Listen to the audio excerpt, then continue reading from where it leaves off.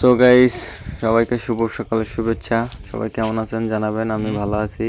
তো আমাদের বর্তমান যেখানে আছি ময়মনসিংহের অবস্থা এই 2-3 দিন যাবৎ ঝড় বৃষ্টি এবং শিলা হওয়ার কারণে দেখেন ভুট্টা ক্ষেত গাছের কি অবস্থা। কারো বলে না কারো সর্বনাশ, কারো পৌষ মাস। তো এই মুহূর্তে আমরা যেখানে আছি এখানের ভুট্টা ক্ষেতালাদের খুব সর্বনাশ হয়ে গেছে। আর ধান ক্ষেত, মরিচ ক্ষেত এদের পৌষ মাস।